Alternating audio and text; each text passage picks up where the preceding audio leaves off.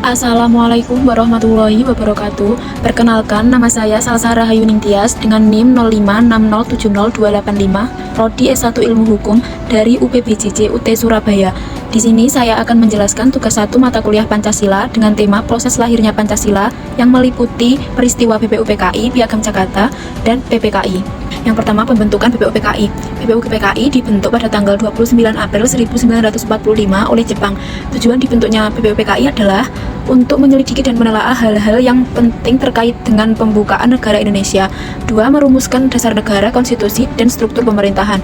BPUPKI diketuai oleh Rajiman Widjodiningrat yang bertugas untuk memilah dan memilih pendapat yang diajukan selama sidang BPUPKI.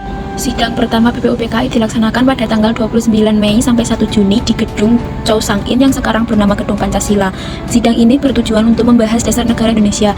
Tokoh utama yang berperan dalam sidang ini adalah Muhammad Yamin, Soekarno, dan Supomo. Pada sidang pertama BPUPKI, Muhammad Yamin mengusulkan gagasannya, yaitu ketuhanan yang Maha Esa, kebangsaan persatuan Indonesia, rasa kemanusiaan yang adil dan beradab, kerakyatan yang dipimpin oleh hikmat kebijaksanaan dalam permusyawaratan perwakilan, keadilan sosial bagi seluruh rakyat Indonesia. Supomo juga mengusulkan gagasannya yang berisi persatuan, kekeluargaan, keseimbangan lahir dan batin, musyawarah, dan keadilan rakyat. Pada sidang terakhir, Soekarno menyampaikan pidato dengan judul Lahirnya Pancasila dan mengusulkan 5 dasar negara yang disebut Pancasila yang berisi 1. Kebangsaan Indonesia, 2. Internasionalisme atau perikemanusiaan, 3. Mufakat atau demokrasi, 4. Kesejahteraan sosial, 5. Ketuhanan yang Maha Esa. Panitia 9 dibentuk pada tanggal 22 Juni 1945 yang beranggotakan 9 orang yang terdiri dari Insinyur Soekarno, Muhammad Hatta, Kiai Haji Wahid Hasyim, Ki Bagus Hadikusumo, Apikkusno Cokro Sujoso, Haji Agus Salim, A.A. Maramis, Ahmad Subarjo. Melalui musyawarah Panitia 9 berhasil menemukan kesepakatan dan merumuskan pembukuan Undang-Undang Dasar. Dokumen ini dinamakan Piagam Jakarta. Piagam Jakarta berisi rumusan pertama yaitu ketuhanan dengan kewajiban menjalankan syariat Islam bagi pemeluk-pemeluknya. Piagam Jakarta dijadikan sebagai dasar pembukaan Undang-Undang Dasar 1945. BPUPKI melanjutkan sidang kedua pada tanggal 10 sampai 17 Juli 1945. Sidang ini membahas dan menyetujui Undang-Undang Dasar sebagai dasar negara Indonesia. Rancangan undang-undang ini memuat Piagam Jakarta yang merupakan hasil kerja dari BPUPKI. Lalu setelah itu BPUPKI dibubarkan pada tanggal 7 Agustus 1945. Setelah BPUPKI dibubarkan, pemerintah Jepang membentuk PPKI sebagai pengganti BPUPKI. Tugas utama PPKI adalah melanjutkan tugas BPUPKI yaitu mempersiapkan kemerdekaan dan pembentukan negara Indonesia. Sidang pertama PPKI terjadi pada tanggal 18 Agustus 1945.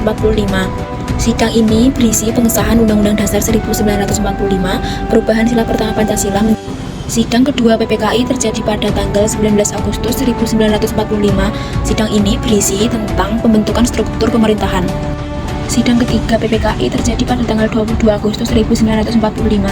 Sidang ini membahas tentang lembaga-lembaga negara. Bab 2 yaitu nilai yang tercermin dari proses lahirnya Pancasila. Yang pertama, nilai persatuan dan kesatuan. Yang kedua, nilai toleransi dan menghargai keberbedaan. Yang ketiga, nilai musyawarah dan demokrasi.